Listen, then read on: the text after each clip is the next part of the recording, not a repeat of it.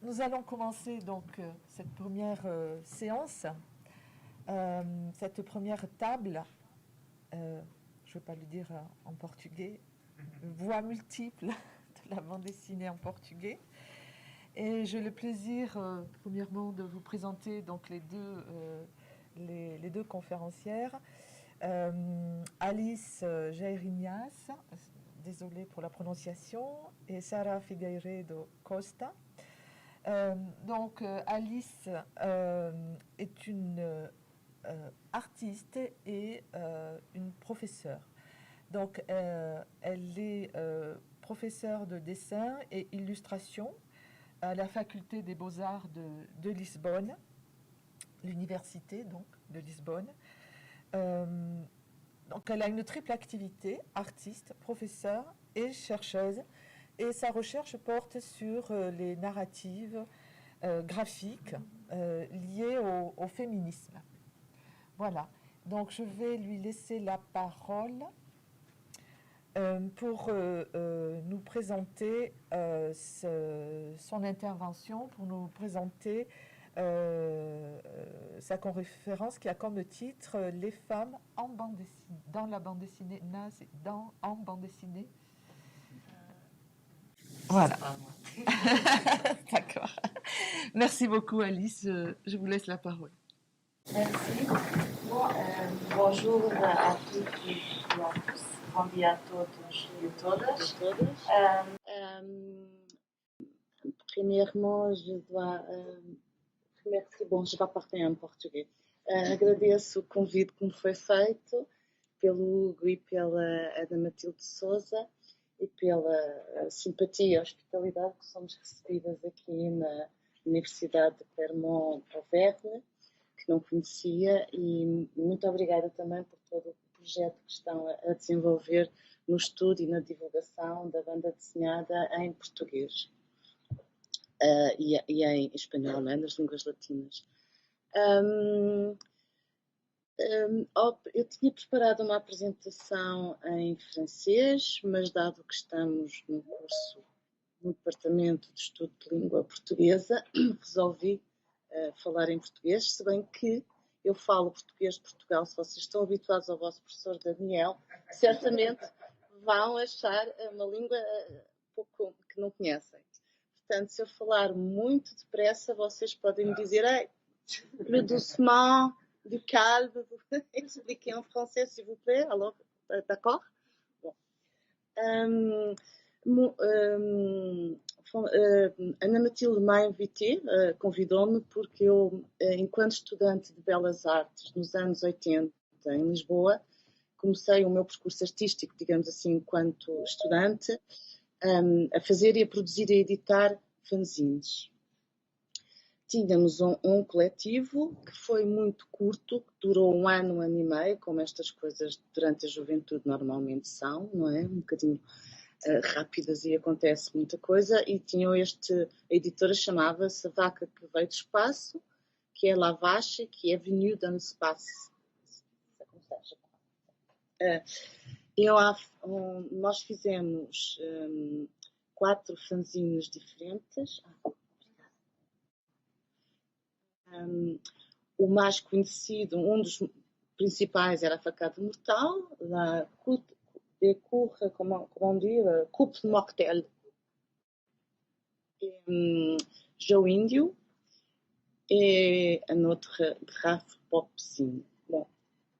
Et un dernier, Tonsi de Magazine, que s'est perdu, que não tenho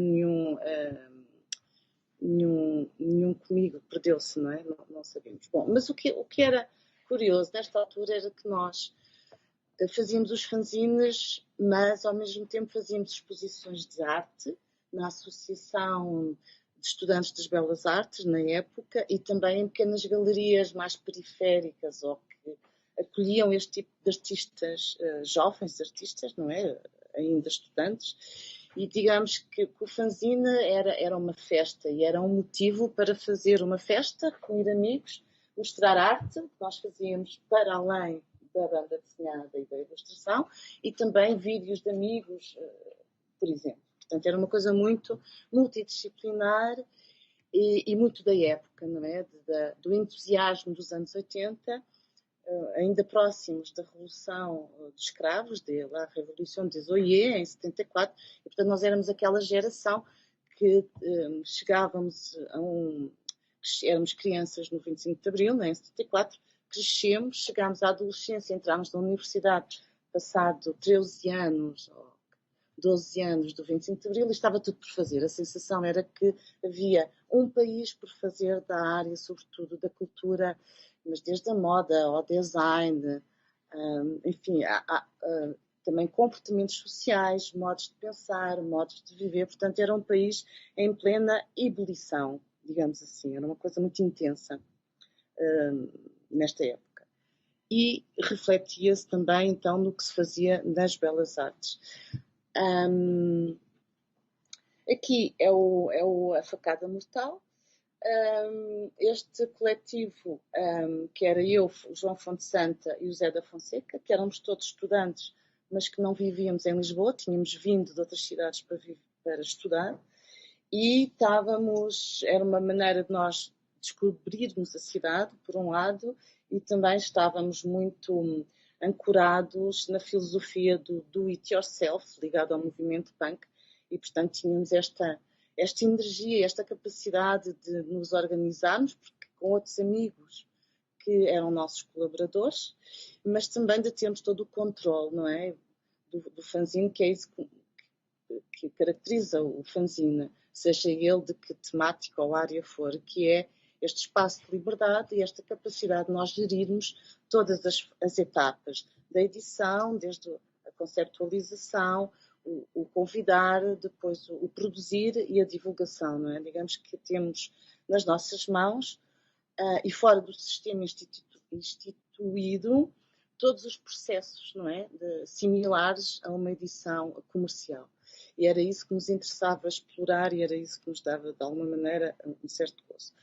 Este Facada Mortal, que era formato A5, que ia variando o papel, o primeiro foi mesmo feito em offset, em papel jornal, e depois os outros eram fotocópia. Não se esqueçam que isto é numa época em que não havia computadores.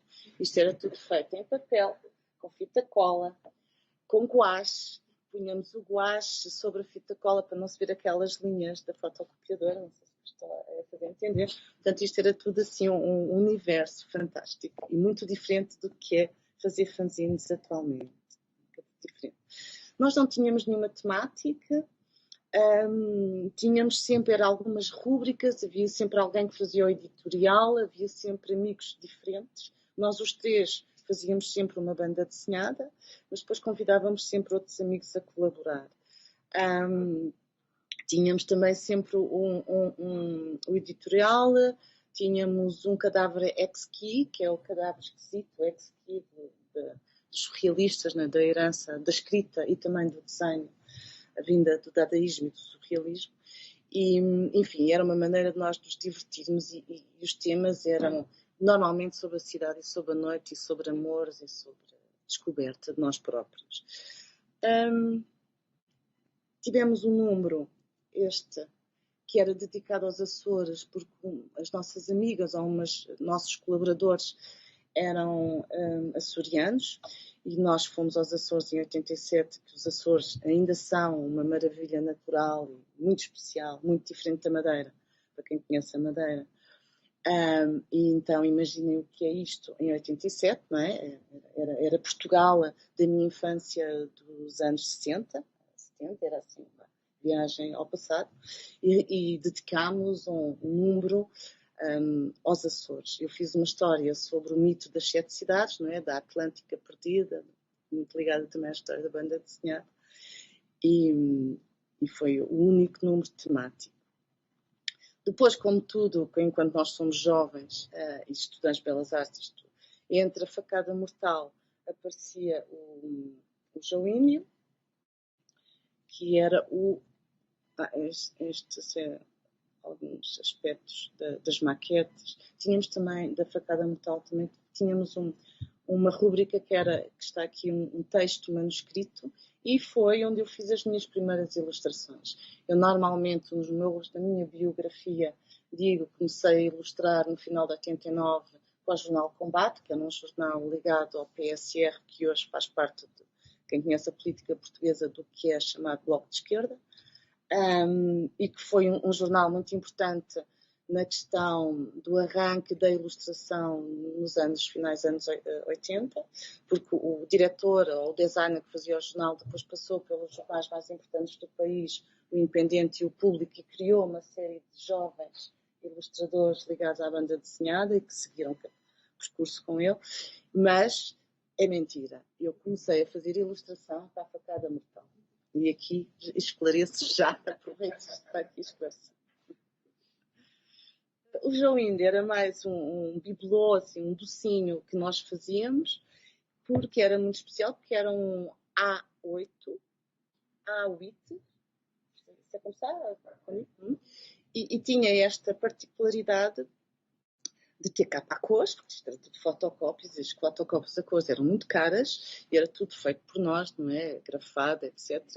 E a sua maquete era um A4, portanto, ele tinha 32 páginas, e a maquete era um A4 com 16 páginas na frente e 16 páginas no verso. Aqui também tínhamos estas brincadeiras que ainda hoje existem nos fanzines, né? O cartaz, o póster, anúncios à Facada Mortal, porque a Facada Mortal vendia-se ou nas lojas de música, no bairro Alto, na época, ou tínhamos um anúncio no jornal Blitz, outro jornal de música, com o nosso apartado, e que as pessoas podiam escrever para aquele apartado e pedimos, e nós enviávamos pelo correio. Portanto, era tudo ainda muito mail art, assim, um bocado, sem a rapidez das tecnologias e desta maneira mais rápida de fazer as coisas e de comunicarmos.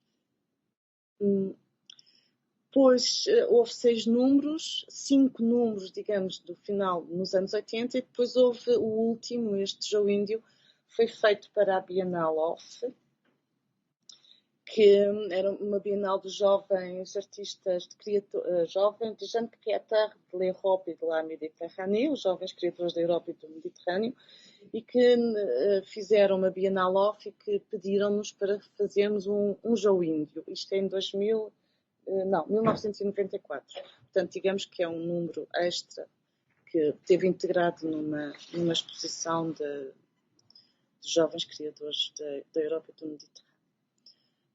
Aqui temos algumas maquetes, não é? Do Joíndio, quer da capa, quer do miolo. E depois fizemos um único número do Grafo Popzine para a queima das fitas de Coimbra, que a Associação de Estudantes nos convidou a fazermos uma exposição e a lançarmos um fanzine. Este fanzine é só meu e do Fonte Santa, do João Fonte Santa.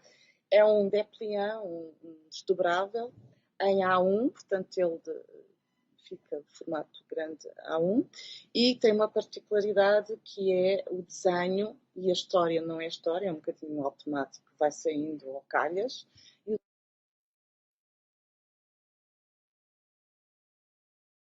Eu faço uma parte do desenho, eu ainda sei identificar. O Fonte Santa continua, eu faço esta personagem aqui sentada, o Fonte Santa faz este Homem-Aranha aqui, enfim, e é uma mistura de desenho.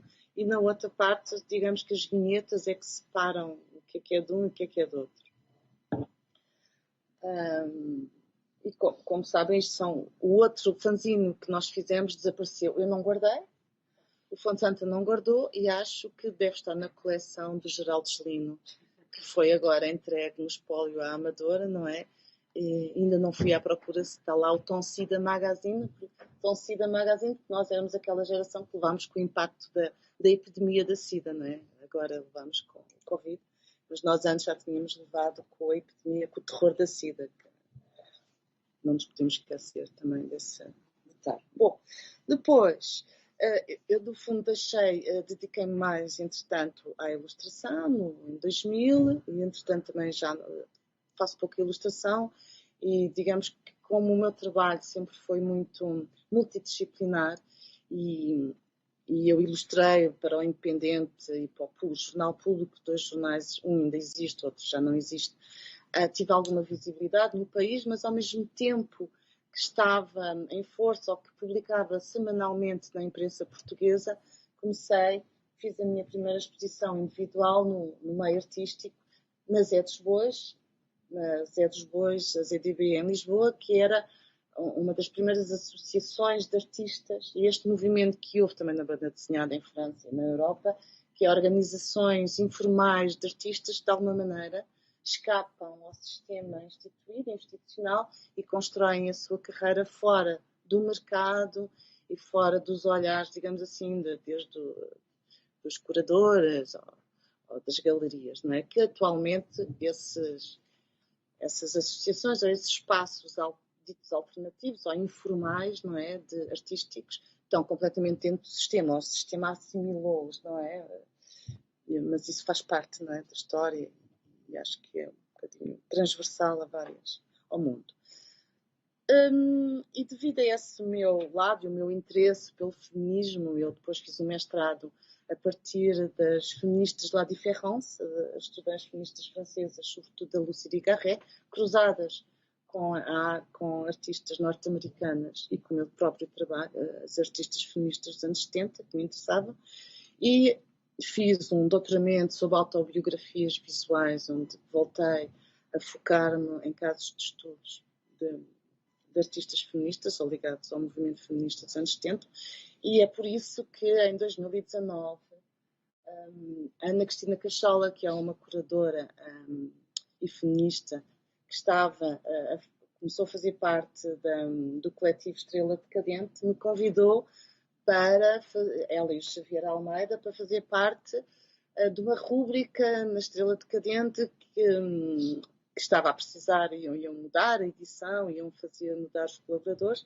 e se eu não inventava qualquer coisa para fazer, já que era um fanzine que era só colaborações maioritariamente de homens. Eu disse, ok, deixa-me pensar o que é que eu posso inventar para uma rúbrica de uma certa continuidade. Então resolvi olhar para o meu arquivo, e como eu tinha muitos fanzines, e eu própria tinha participado em fanzines só de mulheres nos anos 80 e 90, pensei, bem, vou fazer uma espécie de projeto artístico entre a investigação e o meu projeto artístico, e vou trazer ao de cima, dar visibilidade àquelas edições inexistentes, ou que só se vê um exemplar, tudo que é fanzine ou edições alternativas, mas de autoras mulheres.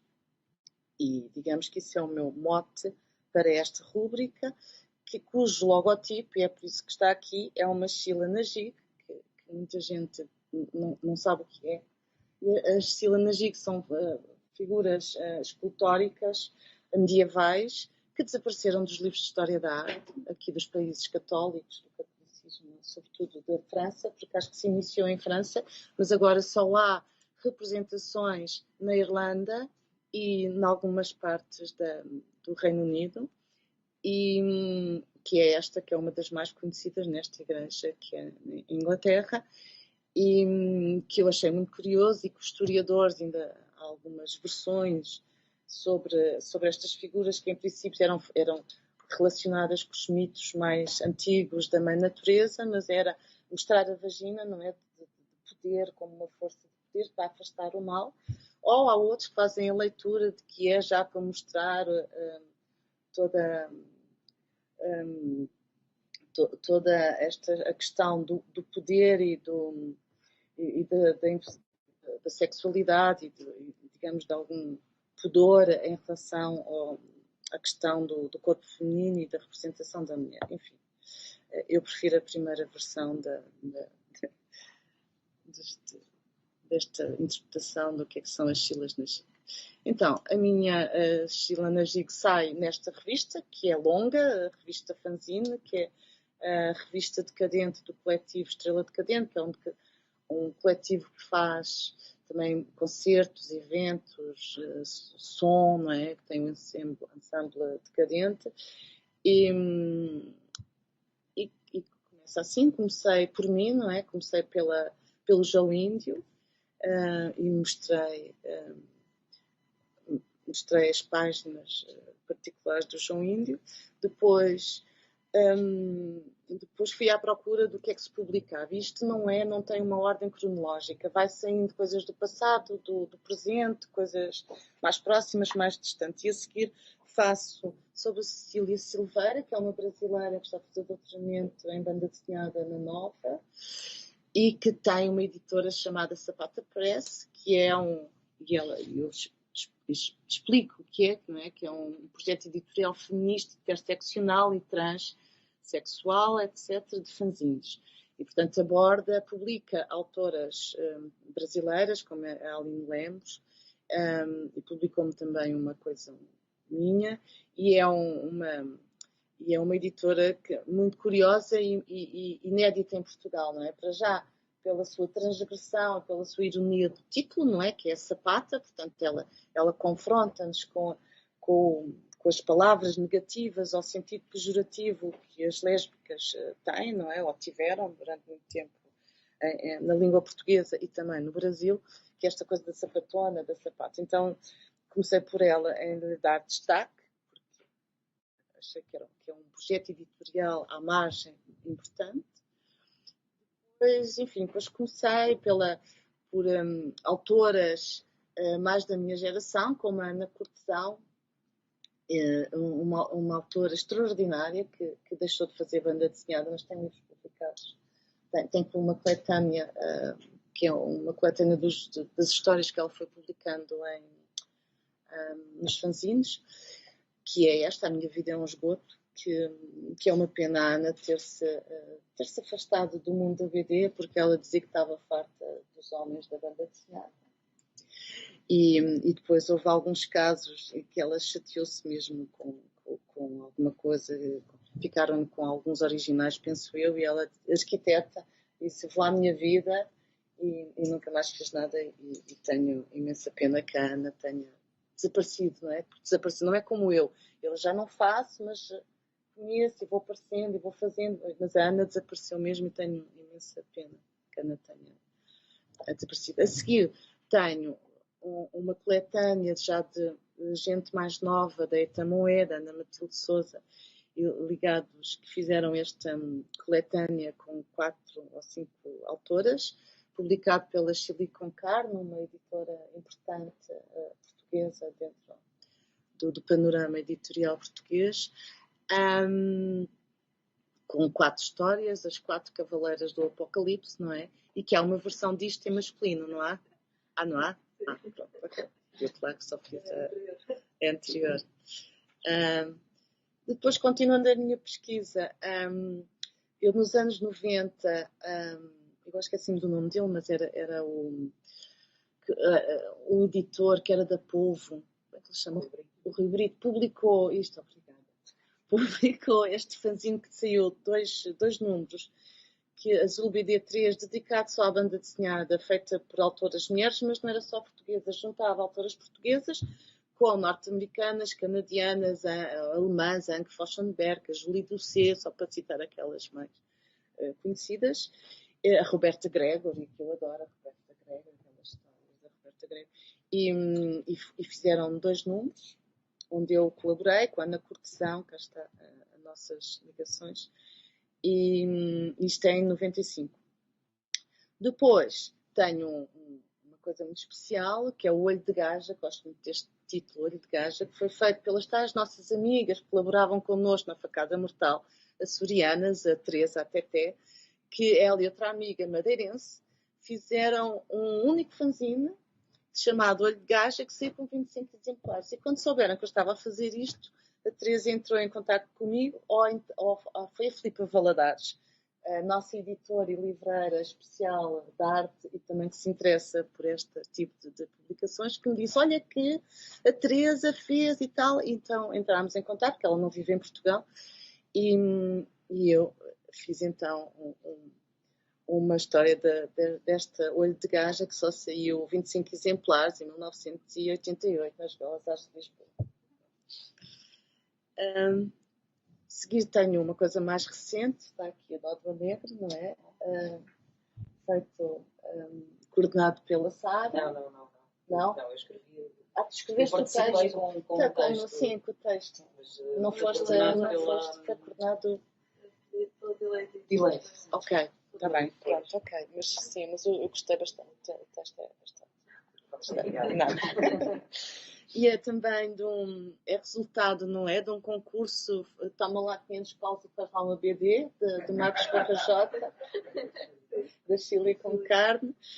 E isto era sobre a dor e o corpo, não é? Assim, esta temática, e eram só mulheres. E era organizado só por mulheres, não é? E paginado, tudo só feito por mulheres. Okay. Isto é de 2017, não é? Mais ou menos, ou 2018, essa uma coisa. Acho que sim. Acho que o prémio foi dado em 2017, depois foi editado um ano a seguir. Pronto. Depois ao lado tenho a Isabel Carvalho, que é também uma artista do Porto, que começou por fazer fanzines, também de uma geração mais nova do que eu, é de 77, e que começou também por fazer alguns coletivos feministas, com a Carla Cruz e outra, esqueci-me do nome, desculpem, e que começou por fazer a língua, e depois a língua era um fanzine também só de banda desenhada e muito político. Depois passou para o satélite internacional mais teórico. A Isabel também se interessa por questões teóricas e também é editora. E foi também, digamos, um fanzine importante nesta questão das autoras mulheres. Isabel Carvalho é, a seguir, isso sou eu agora a fazer historiografia, mas enfim, é uma das minhas autoras favoritas a seguir a Isabel Carvalho. A Ana Cortesão, para mim, assim, o grande autora de banda desenhada é a Ana Cortesão. Depois tenho outras coisas curiosas, como há 5 minutos tenho que despachar o Gambusino. Tenho o Gambusino, que é também de uma autora que viveu na Alemanha e que ela diz que é o fanzine mais longo na história dos fanzines em Portugal. Tem não sei quantos números e, de facto, demorou anos, não é? E ela vive na Serra, é uma personagem. Depois tenho um fanzine muito especial, que não é bem banda desenhada, é uma coisa mais política. Your Mouth is a Guillotine, de duas autoras, de estudantes também nas Belas Artes, de design, em 2013, acho que isto saiu em 2013, e que fizeram este conjunto de 4 fanzines e um livro para colorir, um livro de vulvas para colorir, mas muito ligados às temáticas feministas. E vou-me alongar, quer dizer. Por fim, tenho este Gasp, foi também um fanzine que saiu em 91, organizado pelo Dinis Confrey, que fazia banda desenhada, ainda faz, o autor. Mas também se reuniu as suas amigas artistas, e umas são fotógrafos, nem faziam banda desenhada, vamos fazer um número só de gajas, só de mulheres. E assim aconteceu, saiu este número, Gasp, com algumas autoras de banda desenhada, como a Ana Cortesão, a Maria João Vorme, outras que desapareceram, não é? E outras que nem sequer faziam banda desenhada, faziam outras coisas, a Mimi, a Patrícia Garrido, pessoas que depois nunca mais fizeram. E, por último, uma geração mais nova, a Jucifer, a Joana Figueiredo, que fez no início dos anos 2000 uma série de fanzines, também aliada, tinha um coletivo, Crime Creme, aliado também em parceria com o Márcio Farrajota, publicou algumas coisas. E eu aqui só fiz destaque para os fanzines quando ela tinha 19 anos. Este eu tenho, na verdade tenho 100 anos, que acho extraordinário. Como eu estou quase a fazer 100 anos, acho extraordinário ter este fanzine comigo, para me lembrar disso. E pronto. Bom, eu vou acabar, não consigo. Depois, os fanzines é uma coisa multidisciplinar, que atravessam várias áreas. Este é deste ano, mas não é do meio da banda desenhada, é do meio artístico, é de uma artista, a Mariana Gomes, que tem um zine que faz com os amigos, e este número sou eu e outra artista, Ana Mary Bilbao, só para vos mostrar, e depois para verem como isto está, faz a interseção com a arte contemporânea portuguesa, não é? Convidaram-me para o número da revista contemporânea sobre desenho, que saiu este ano, foi lançado na Feira de Arte em Madrid, depois foi a Basel. O Madrid, o Arco foi por causa da pandemia, foi agora em julho, costuma ser fevereiro, e é muito importante para a arte portuguesa aquela feira. Então o editor pediu 4 artistas da área do desenho para entrevistarem outros artistas da área do desenho. Claro que eu entrevistei a Mariana Gomes, e depois é o único que sai no encarte como se fosse um fanzine. E as minhas perguntas são manuscritas, não é? E os meus desenhos somos nós, uma brincadeira entre os nossos retratos e o fanzine Canito, que Canito é cão, chien, little chien, e que ela responde em desenho. Uma das perguntas, esta última, e depois terminei,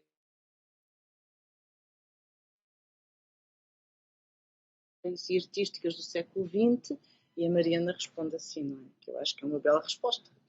É a resposta possível. E vou acabar, porque não há mais tempo. Pronto, ok.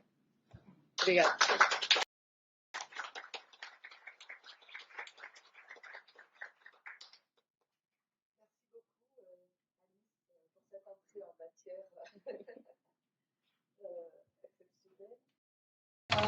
De Costa est journaliste et critique.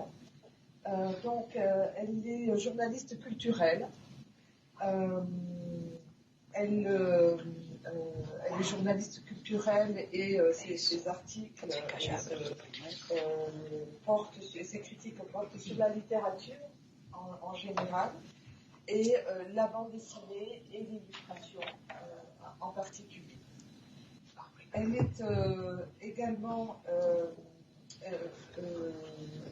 éditrice d'un supplément littéraire à Macao en Chine. Donc c'est un supplément mensuel par Abrafo d'un journal qui s'appelle Conte Final. Et pour son travail, pour ses critiques de bande dessinée, d'illustration,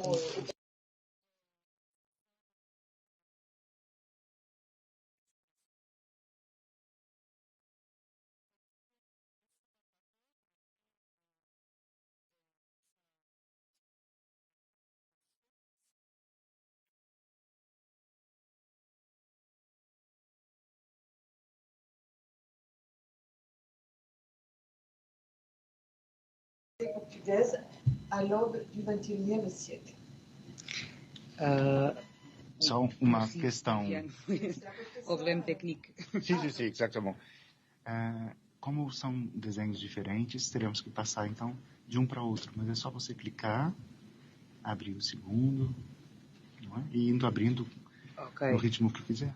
Certo. Tá, então, okay? E para abrir é aqui, é isso? Sim, não aqui. Si vous avez, je peux en profiter pour dire que via Teams Pode ficar no primeiro.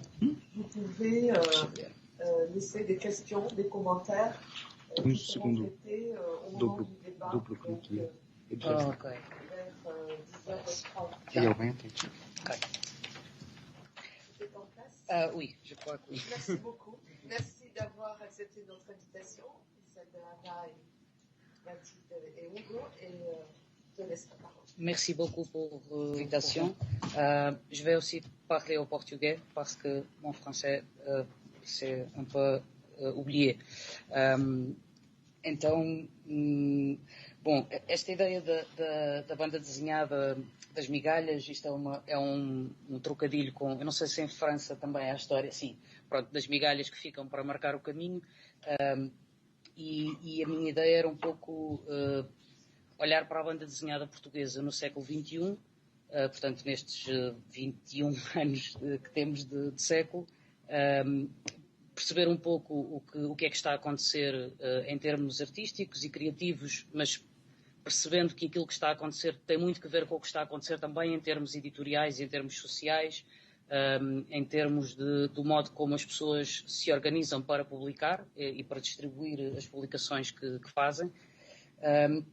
E esta ideia das migalhas tinha que ver com uma ideia que não é exclusiva da banda desenhada e que me parece que é uma forma algo útil de olhar para o mundo, que é perceber que as coisas não nasceram do nada, não é? Não nascem de geração espontânea. E a mim parece-me que muito do que se passa hoje na banda desenhada portuguesa tem de ser visto olhando um bocadinho para trás. Claro que às vezes é difícil dizer onde é que devemos parar quando olhamos para trás, porque teoricamente podemos sempre ir olhando para trás e continuar a encontrar referências. Eu tentei olhar um pouco para os anos 90, embora com algumas referências anteriores, e está aqui a revista Visão por isso mesmo, já vou explicar. O que me parece que acontece na banda desenhada portuguesa até aos anos 90, na verdade são muitas coisas, mas em termos gerais, se nós entrássemos numa livraria portuguesa antes dos anos 90, portanto até a final dos anos 90 ou no início da década de 90, veríamos sobretudo livros traduzidos da chamada BD do eixo franco-belga, portanto algumas traduções de séries com Tintin, Asterix, Lucky Luckies e afins, e algumas outras coisas que eram bastante traduzidas. E tínhamos uma produção nacional muito associada a temas históricos, bandas desenhadas sobre a história de Portugal ou adaptações dos Lusíadas, coisas desse género. Isto era o que se notava em livraria, portanto, em espaços comerciais mais tradicionais, chamemos-lhe assim, não sei se é a melhor palavra. E depois, claro, havia uma série de outras coisas interessantes a acontecer e houve muitas coisas interessantes a acontecer, sobretudo entre a Revolução, portanto, entre o 25 de Abril de 74 e o final dos anos 80.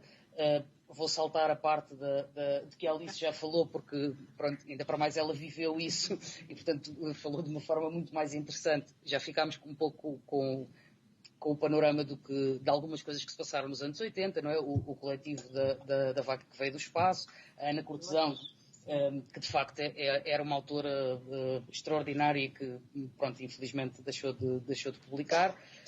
E no final, em meados dos anos 70, há esta revista Visão.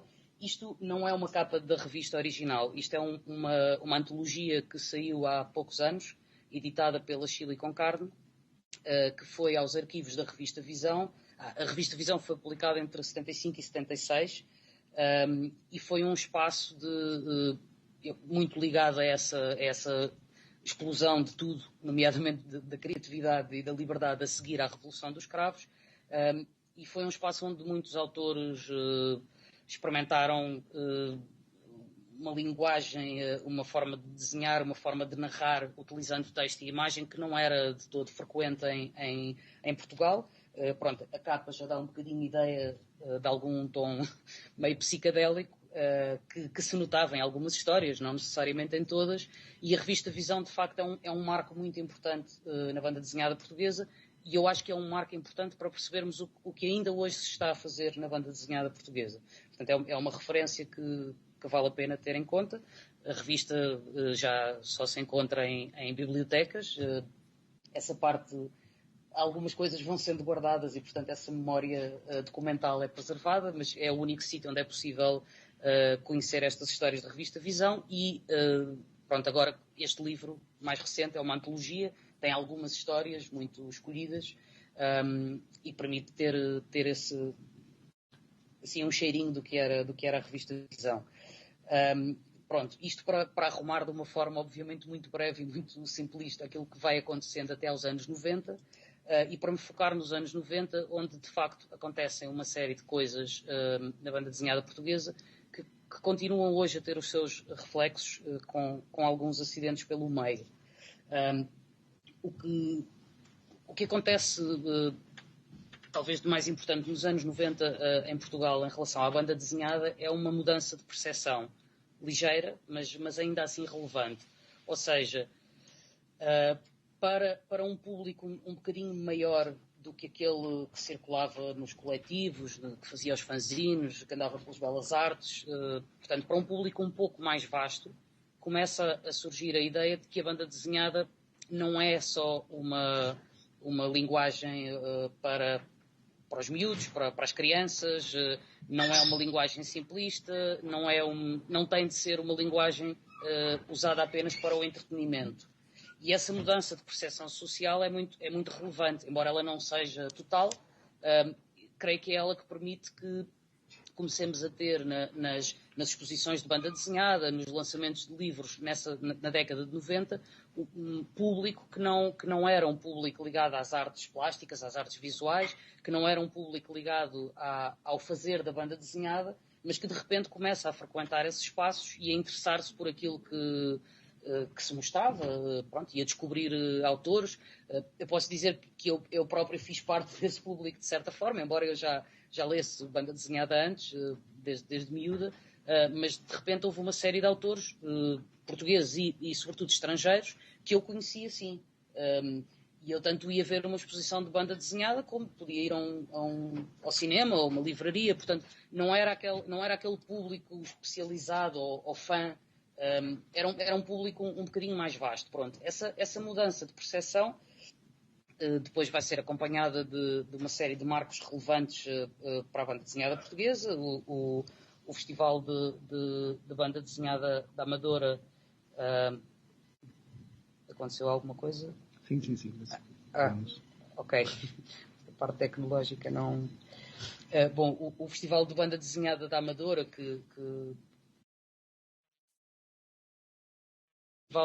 o Salão do Porto, portanto, no norte do país, e o Salão Lisboa de Banda Desenhada e de Ilustração também surge nessa década, e são espaços são espaços muito, muito visíveis em termos de público. Portanto, não são coisas de nicho, não são coisas que aconteçam em galerias alternativas ou em caves de bares. Portanto, são coisas com divulgação na imprensa, com direito a uma pequena aparição no telejornal, na televisão.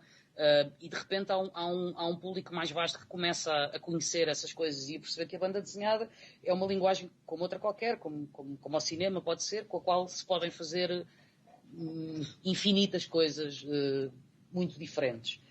Isso é importante. Portanto, a recepção de banda desenhada deixa de ser uma coisa quase exclusiva para os fãs das aventuras juvenis e nostálgicas que vinham de trás, e também para aquelas pessoas, se calhar como a Alice e outras pessoas que frequentavam as belas artes, que estavam a tentar explorar outros caminhos na banda desenhada, se calhar cruzando com outras expressões artísticas portanto, o público amplia-se, isso é muito relevante. Essa ampliação do público, chamemos-lhe assim, é acompanhada também pelo aparecimento de uma série de editoras, de projetos editoriais, nomeadamente a Polvo, que já foi falada, que nos anos 90 edita muito e edita muitos autores portugueses. Há outras editoras que já não existem, a Pedra no Charco, por exemplo. A Chile com Carne, nesta altura, também começa a ter edições que já não apenas fanzines de baixa circulação, mas edições que começam a aparecer em livraria, nos festivais, etc. Pronto, estas duas editoras, a Polvo e a Chile com Carne, continuam a trabalhar e a publicar. A Pedra no Charco já não existe. E há uma outra questão muito importante, que é o trabalho que a BDteca de Lisboa assume durante esta década, com uma programação de exposições, com o Salão Lisboa, que era um evento muito grande, com a participação de convidados estrangeiros, e que tinha a vertente da banda desenhada e da ilustração, por vezes com autores que andavam pelos dois territórios e que também os colocavam em diálogo, o que era interessante. A BDteca de Lisboa tem também uma vertente editorial, que é o lançamento de uma coleção chamada LX Comics, LX de Lisboa, que é uma coleção onde autores portugueses que em muitos casos, sim, não em todos, mas que em muitos casos nunca tinham publicado, ou tinham publicado primeiros trabalhos em fanzines, fotocopiados, com uma circulação muito baixa, e que de repente têm um espaço onde publicar uma primeira obra, ou enfim, tem um espaço com uma circulação um pouco maior. Esses livros tinham também distribuição em livraria, lembro-me de os ver na FNAC, portanto era um espaço muito acessível a todo o público, e foi uma coleção muito importante para cimentar esse desenvolvimento da edição portuguesa de banda desenhada nos anos 90. Chegamos ao século XXI, que afinal foi por isso que vim cá falar, mas pronto, é difícil esquecer o que vem para trás, porque tem relevância aqui. No início do século XXI, curiosamente, quando esperávamos, erradamente, que uma mudança de século o que ia trazer era ainda mais vitalidade neste meio da banda desenhada, o que acontece é precisamente o contrário do ponto de vista da edição, ou seja, há o entusiasmo todo pela edição de banda desenhada nos anos 90 cria, creio eu, e aqui temos de nos socorrer de algumas ferramentas da sociologia do livro e do mercado editorial, enfim, cria um fenómeno que há um excesso no início dos anos 2000 há um excesso de livros de banda desenhada a serem editados em Portugal.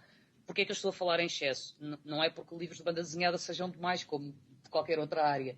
É porque, de facto, nós não temos público para sustentar a edição de tantos livros como aparecem nessa altura.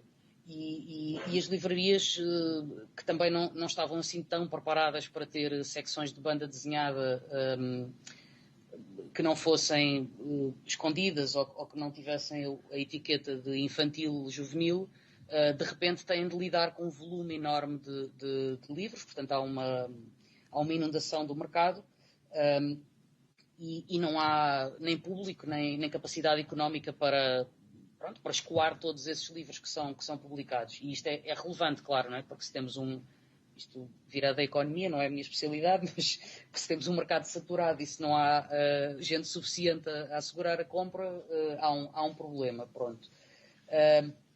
Também no início do século XX há uma série de outras questões que são relevantes para este abrandamento do entusiasmo que vinha de trás, que são o Salão do Porto acaba, deixa de haver Salão do Porto. Isso tem um impacto muito grande, claro, porque para além das exposições e dos encontros com autores, estamos também a falar de um sítio onde havia uma atividade editorial relevante, editorial e livreira, não é? Havia espaços de venda de livros, as coisas circulavam, as pessoas falavam umas com as outras, colocavam as suas edições à venda, isso desaparece. A BDteca de Lisboa começa progressivamente a entrar em decadência. A BDteca é um equipamento da Câmara de Lisboa e claramente nesta fase da primeira década do século XXI começa a haver um desinvestimento e a Câmara deixa de dar importância àquele espaço. Portanto, neste momento a BDteca é uma biblioteca dentro das bibliotecas de Lisboa. O seu fundo bibliográfico continua lá, à disposição de quem quiser. Há um bibliotecário que, por acaso, é o Marcos Farrajota, que é editor da Chile com Carne, e que faz um trabalho muito dedicado a tentar que o fundo continue a ser atualizado, ou seja, ele tenta ter os fanzines que são publicados, não só em Portugal como no estrangeiro, as novas edições, mas de facto é um trabalho muito individual. É preciso dizer que a Câmara de Lisboa desinvestiu totalmente, passou a ignorar aquele equipamento, tudo o que era programação de exposições e de atividades na BDteca deixou de existir. E, claro, a coleção LX Comics desapareceu e isso teve um impacto muito grande porque era um espaço muito importante para os autores se darem a conhecer. Pronto, tudo isto junto, não é? E assim, não tenho tempo para entrar na exploração de cada um destes detalhes, mas digamos que tudo isto junto cria uma conjuntura que não é muito favorável. Ou seja, perdeu-se todo aquele entusiasmo que vinha da década de 90 e que algumas pessoas pensaram que ia continuar no início do século XXI, teve uma queda abrupta. Mas, entretanto, entre a primeira e a segunda década do século, creio que as coisas voltam a ficar interessantes ao nível da produção e da edição e da difusão da banda desenhada portuguesa. O que, mais uma vez, acontece uma série de coisas que que não são exclusivas da banda desenhada e que são peculiaridades do próprio mercado editorial, mas no caso da banda desenhada há uma questão muito relevante que nesta altura já tinha começado a acontecer, mas que se torna prática comum também em Portugal, como em muitos outros países, que é o acesso àquilo que podemos chamar tecnologias da informação e da comunicação, ou seja, toda esta vida virtual que que já tínhamos e que agora com a pandemia passámos todos a viver no ecrã, mas este é um fator que obviamente explica que de repente haja um contacto muito grande entre pessoas que estão em Portugal, portanto um país periférico, sem uma presença relevante nos mercados de banda desenhada mundiais, mas que de repente, com esta facilidade não só de comunicar, mas também de partilhar trabalho, de trabalhar à distância, de enviar ficheiros muito pesados através da internet, de repente nós começamos a ter, por exemplo, autores portugueses que começam a trabalhar no mercado norte-americano, dos cómics, da Marvel e da DC Comics, que era uma coisa que eu imagino que nos anos 90 quem fizesse banda desenhada em Portugal se calhar sonhava com desenhar para a Marvel, mas achava que isso era totalmente impossível. E de repente temos uma série de autores que começam a fazer esse trabalho. Alguns vão até aos Estados Unidos, mas muitos continuam a fazê-lo a partir de Portugal. Na verdade, isso hoje é possível com a comunicação à distância. E isto acontece também, portanto, acontece nesta escala comercial gigante de uma Marvel ou de uma DC Comics, mas acontece também a escalas mais pequenas, ou seja, começamos a ver uma série de autores portugueses que publicam trabalhos de maior ou menor dimensão, com uma presença de mercado maior ou mais pequena, noutros países. Lembro-me do caso do Rui Lacas, por exemplo, que publica em França, o Merci Patron, aliás, sai primeiro em França e depois é que é traduzido ou sai em português, que é um caso um pouco estranho, e que tem a ver com o facto do autor ter ido ao Festival de Angoulême, apresentou o trabalho a uma editora, a editora gostou, e a editora portuguesa ainda não se tinha decidido e, portanto, ele acabou por publicar primeiro em França.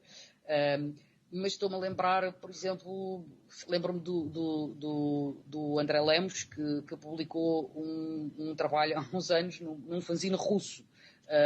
Portanto, isto são coisas que, obviamente, hoje parecem absolutamente banais, não é? Nós conhecermos alguém na Rússia e de repente participarmos num fanzine que é publicado numa pequena cidade e que tem uma tiragem mínima, e obviamente nos anos 90 isto era impensável, não é?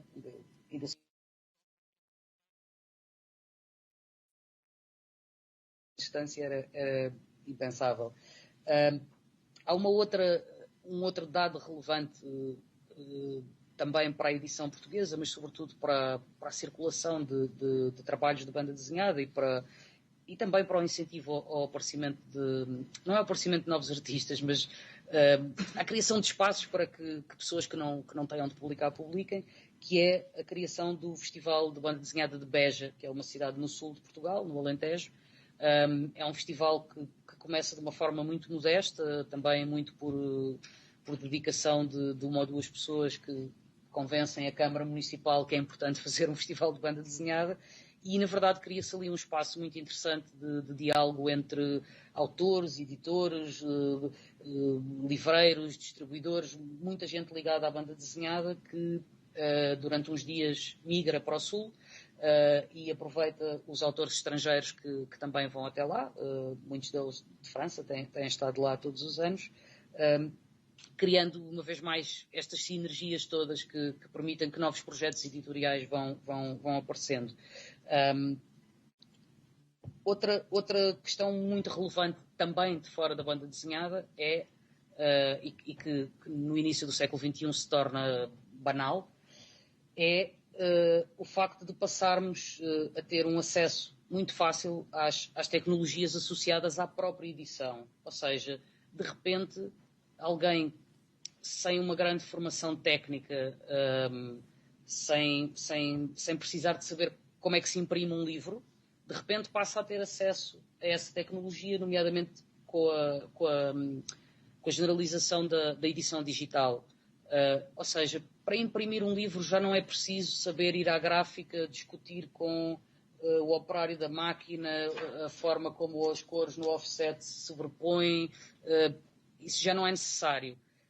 E para paginar, embora seja bom que haja alguém que saiba alguma coisa de design gráfico, mas na verdade é possível fazer algumas experiências mais amadoras, chamemos-lhe assim, e se essas experiências correrem bem, depois toda a parte tecnológica associada à impressão permite que nós tenhamos um livro muito profissional no aspecto, não é?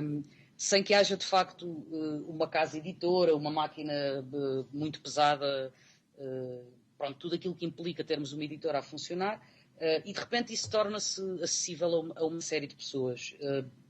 E isso eu acho que ajuda muito a que de repente comecemos a ter em Portugal, como noutros sítios, livros editados por pessoas que não teriam nem tempo, nem capacidade financeira para criar editoras, mas que de repente conseguem, com uma pequenina estrutura, pronto, um pouco como acontecia com os fanzines nos anos 80 e 90, só que agora já não é preciso fazer fotocópias. Curiosamente, embora já não seja preciso fazer fotocópias, elas mantêm-se, vão reaparecendo de vez em quando. Eu já vou mostrar algumas imagens de fanzines mais recentes que são feitos em fotocópias. E há outra coisa relevante também, que é o ressurgimento de um interesse e de uma possibilidade de pôr esse interesse em prática por aquilo que nós podíamos chamar técnicas de impressão tradicionais, serigrafia, tipografia de caracteres móveis, gravura, etc., que também nestas primeiras décadas do século, se calhar mais já na segunda, em Portugal, começam a ter voltam a viver, ou seja, há uma série de pessoas ligadas às belas artes, mas não só, vou acelerar, vou já passar para as imagens, que começam a publicar recorrendo a essas técnicas e com resultados bastante interessantes. Eu vou já passar para as imagens para não atrasar isto. Ora, vamos aqui. Sim. Pronto, eu gostava de passar isto seguido, mas não sei como é que... Ok, isto é para vos dar uma ideia da diversidade e da pluralidade de coisas que se têm publicado em Portugal nestes últimos 20 anos. Isto é setas? Aqui? Não passa. Tem de ser um... pronto. Pois, já percebi. Isto é a capa de um livro da Amanda Baeza, que saiu na Chile com Carne. Portanto, uma editora pequena, mas com distribuição comercial. Isto é um livro do Filipe Abranches, que saiu agora numa editora criada por ele. Portanto, não há todo esse drama de ser preciso uma equipa. André Lemos, que vos falei, que editou um trabalho na Rússia, que edita muito recorrendo a impressão mais... isto, na verdade, creio que é a impressão digital offset, não tenho a certeza, mas parecem fanzines fotocopiados, embora na verdade não sejam. E é tudo feito por ele. Aqui temos uma série de livros do Bruno Borges, que é um autor que vive no Porto. Tem agora este recente, já saiu o segundo volume, Os Diários do Corona, muito sobre a pandemia. Tem um traço muito, muito interessante. Tem um grande potencial narrativo com um traço extremamente simples, ou se calhar aparentemente simples e enganadoramente simples. Aqui temos uma série de capas de livros da Chile com Carne, que para além de publicar livros de autores individuais, publica muitas... Não são bem antologias, são antologias temáticas, digamos assim. E que, pronto, se for preciso, uma referência, é uma boa editora para ficarem com uma ou duas antologias, ficam a conhecer uma série de autores diferentes. Portanto, é uma boa forma. Isto é um fanzine fotocopiado, são fotocópias. Isto já é de 2000 e qualquer coisa, é do aniversário da Chile com Carne. Portanto, é um fanzine com uma tiragem baixa, mas... pronto, aqui o que a CDA Alice já mostrou, portanto, se calhar vou saltar. Aqui é um livro muito recente do Bernardo Carvalho, que é ilustrador, e da Ana Pessoa, que é escritora. Isto é uma banda desenhada. saiu na Planeta Tangerina, que é uma editora que as pessoas associam ao infantil, embora quanto a mim erradamente. Enfim, é uma editora que trabalha com livros ilustrados, com álbuns, e que agora já há algum tempo começou a publicar banda desenhada. Isto são livros do Francisco Sousa Lobo, que para mim é um dos autores que vale muito a pena acompanhar na banda desenhada portuguesa contemporânea. Estes são todos da Chile com Carne. Ele agora tem um projeto que é o Palácio, que está a sair em diferentes suportes. Isto é um jornal deste tamanho. Depois o outro a seguir já é um livro mais pequeno, portanto é um autor que vive em Inglaterra, mas que vai bastante a Portugal. Pronto, um fanzine tradicional, fotocópias, colado. Isto também é de 2005. Portanto, sim. E é de agora, não é? Portanto, isso, se calhar, a ideia que eu queria deixar era um pouco essa, que é aquilo que de facto se torna interessante hoje, quanto a mim, na banda desenhada portuguesa, cruzando a criação com esse lado da edição e dos processos de edição e distribuição, é precisamente a diversidade de ser também ao nível das formas de editar. Ou seja, tudo isto convive, fotocópias, coisas feitas em tipografia e serigrafia, coisas que só se encontram nas feiras de edição independente, outras que se encontram na FNAC, e todas estas coisas convivem, e é muito difícil olhar para a banda desenhada portuguesa sem ter todas estas coisas em conta. Ou seja, e se calhar não é muito produtivo estar a fazer uma separação, a dizer isto é mais comercial, lá na livraria, isto é fotocópias. Na verdade, a riqueza da banda desenhada portuguesa contemporânea, quanto a mim, vem dessa pluralidade de formas de editar, de distribuir, de chegar ao público e, de certa forma, também de criar novos públicos. Porque cada vez que vamos a uma feira de edição independente, eu, pelo menos, fico a conhecer projetos que não fazia ideia que existiam e, de repente, passo a acompanhá-los, aos projetos e aos autores que os representam. Pronto, vou fechar com esta imagem, não vou conseguir mostrar as outras, mas isto é a capa de um... Não é um fanzine, é um livro. Chama-se Zap e é uma edição por acaso não sei se é da Estrela Decadente, mas bom, é do Xavier Almeida, que desenha, e do Arthur Delarue, que é um escritor francês que vive em Portugal e que publicou... Eu não sei se o livro agora vai sair em português, o romance. Eu não sei há quanto tempo ele foi publicado em França. Mas ele tem um romance que é La Diagonale Alequim, que é um romance muito bom, e este Zap é uma adaptação para a banda desenhada de um capítulo desse romance. Pronto, é uma história que envolve cossacos, Segunda Guerra Mundial, o Stalin. Pronto, tem aqui uma amostra, e eu tinha escolhido para fechar esta apresentação por ser um autor português e um autor francês, e por ser uma vez mais um exemplo desta... Ou seja, já não estamos assim tão fechados, continuamos a ser periféricos, claro, não podemos mudar o país de sítio, mas já não estamos assim tão isolados como estivemos durante tantos anos. E vou-me calar porque já me estou a esticar muito. Pronto. Obrigado.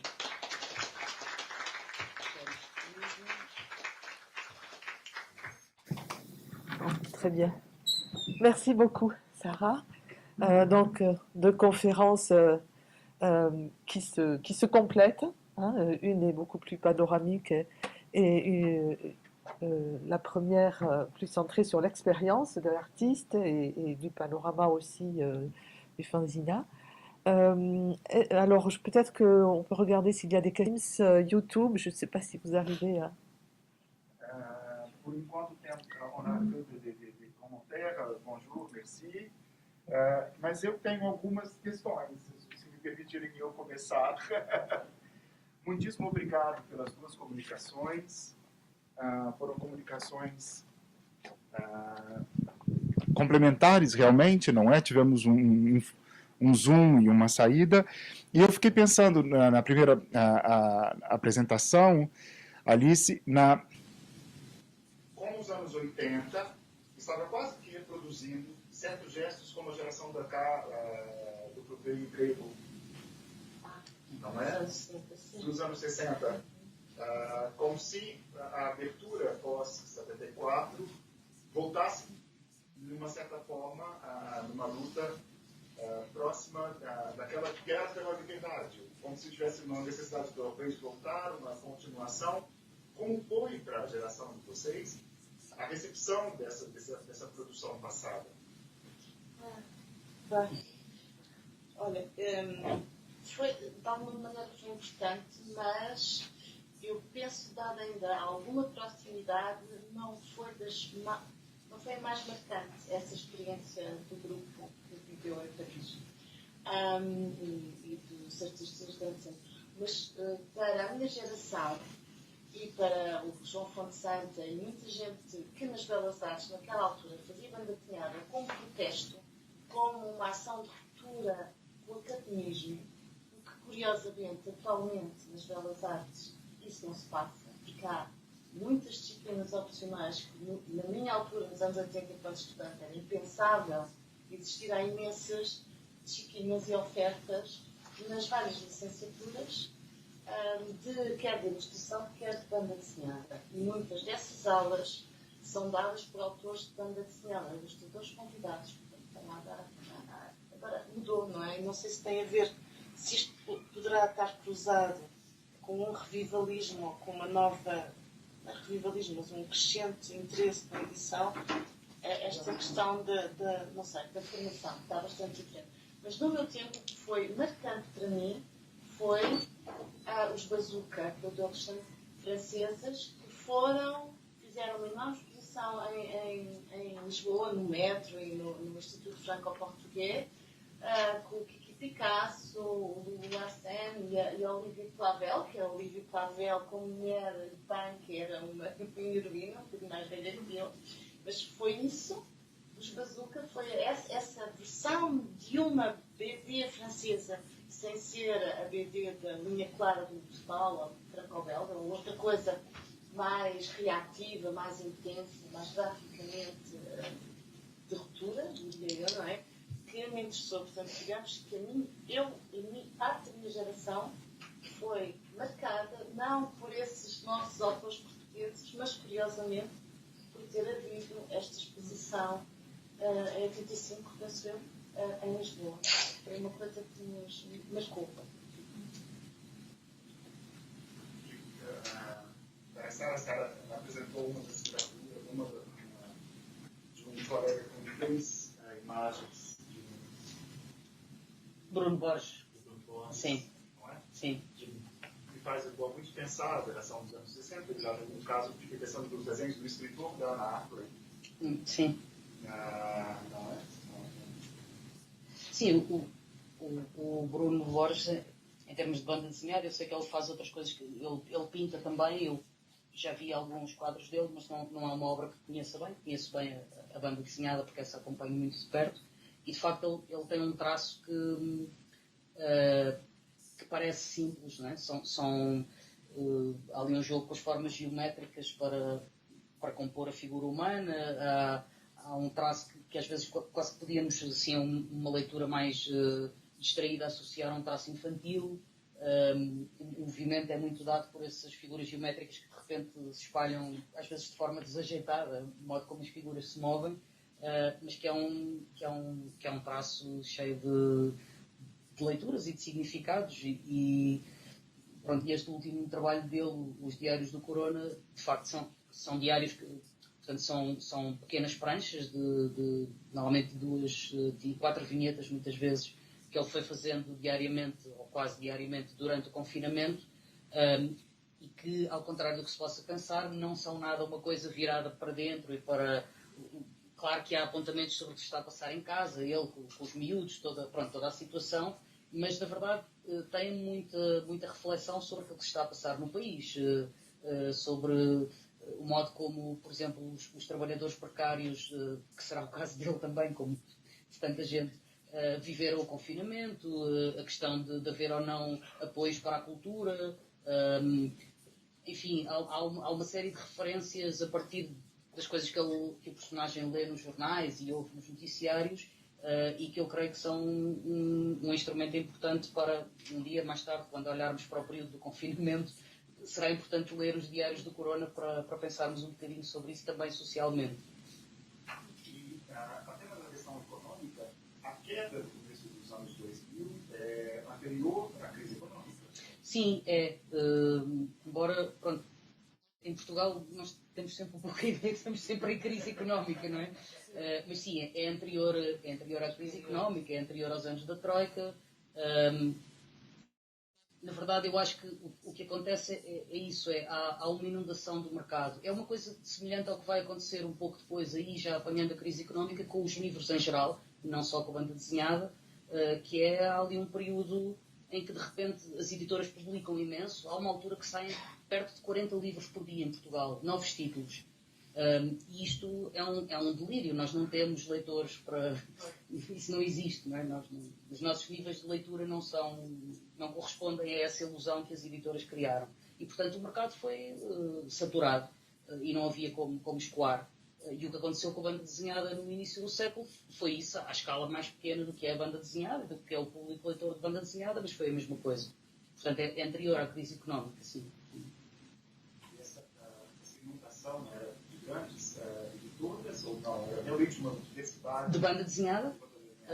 Porque eu fico pensando na quantidade enorme de republicações. Sim. Inéditas, por exemplo, de poesia hoje, por conta da estratégia da Silviotti. Sim, é verdade. Há aí um paralelo. O que acontecia com a banda desenhada, se bem me lembro, foi uma fase de transição, não é? Nós, na altura, ainda tínhamos, creio que a Mera Ibérica, que era uma editora que publicava muita BD franco-belga, ainda existia, e essa era uma editora com uma distribuição comercial grande. A ASA estava a publicar, a reeditar Asterix, Lucky Luckies, já não sei o que é mais, o Alix, coisas que já tinham saído e que, não sei, eu lembro-me de entrar nas livrarias generalistas e havia sempre mais traduções, era estranho, pronto, não havia como escoar tudo isso. E depois havia uma série de editoras que vinham dos anos 90, não é? E que também editavam muito. Mesmo editoras mais pequenas tinham um nível de edição, eu acho que, e veio-se a comprovar, que era demasiado ambicioso para aquilo que o mercado podia sustentar. Sim, claro.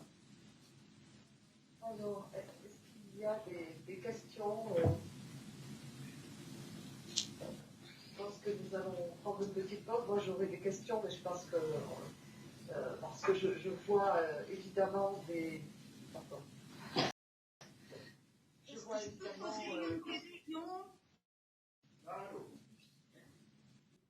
Oui, bien sûr, on passe par Teams. Não sei como é que isso se faz.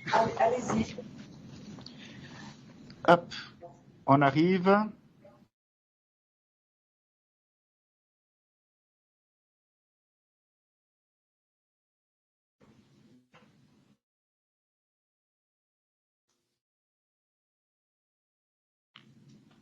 Olá, Cristina.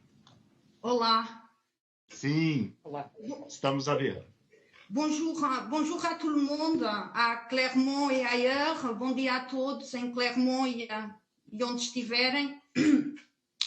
Obrigada pelas duas intervenções. A minha questão advém do facto de eu conhecer muito pouco da BD portuguesa. Eu sou portuguesa, mas conheço muito pouco da BD portuguesa. Infelizmente, a minha área de estudos são os estudos franceses e conheço melhor a BD franco-belga. E o que eu queria perguntar tem a ver com o tema da maternidade na BD portuguesa de autoria feminina. A maternidade foi um tema muito presente no discurso feminista dos anos 60 e 70, na linha da Beauvoir e depois da Irigaray, portanto, com uma tematização bastante diferente, mas em todo o caso muito presente, muito pregnante. E portanto, eu gostava de saber se, nessa altura ou posteriormente, portanto, durante essas décadas, 60, 70, 80, 90, etc., e hoje a BD contemporânea, se o tema da maternidade, não é? Portanto, visto de um ponto de vista feminino e feminista, se ele é relevante na BD portuguesa ou, antes pelo contrário, se é um tema mais marginal ou até inexistente. e se há, enfim, se for esse o caso, enfim, se há alguma explicação para isso. Obrigada. Sim, estou aqui a pensar. Estou a pensar, mas eu penso que não me ocorre nenhuma autora, a não ser uma agora, que é A Júlia Barata. A Júlia Barata. Sim. Mas que não é portuguesa, não é? Sim. Que, Bom, ela vive na Argentina, mas sim. acho que às vezes também vive em Portugal, portanto acho que é como se fosse portuguesa e os livros saíram em Portugal. Sim. É a única que me recordo que trabalha não tanto só a maternidade, mas a questão da mulher, não é? Do cotidiano de uma maneira clara, não é? Ou seja, sim, mas ela tem um livro só especificamente sobre a maternidade. Okay. Estava aqui a tentar lembrar-me de mais alguém, mas... sim. A Nódoa Negra há uma que por acaso não me estou a recordar pois há. do nome, mas que uma das intervenções é sobre o parto, exatamente, é sobre a dor do parto, é sobre a questão da dor do parto, sim. Mais a questão da dor. C'est pas un thème qui est très étudié quand même, enfin, qui est très développé chez les artistes. Não deve ser, não é? Se nós não nos estamos a lembrar de mais livros e trabalhos, não será um tema muito presente. Posso estar se calhar estou aqui a cometer um erro enorme, estou-me a esquecer de imensos livros ou de histórias importantes, mas de facto não me ocorrem mais exemplos. En Espagne, il y a Núria Pompeia, qui a publié Mater Nascis dans les années 70, qui est vraiment très très bien. C'est une dessinatrice de presse et aussi de bande dessinée des années 70. Mais c'est vrai au Portugal, je crois pas. Não, acho que não. São estes... Lembro-me destes dois casos, de facto, da Júlia Barata e de uma das histórias do Nódoa Negra. Não me lembro de mais nada, mas se entretanto me lembrar, darei notícias, prometo. Ok, obrigada. Nada. Merci. Nous allons prendre une pause. Alors, nous nous retrouvons dans 10 minutes, donc 11h05. Merci beaucoup.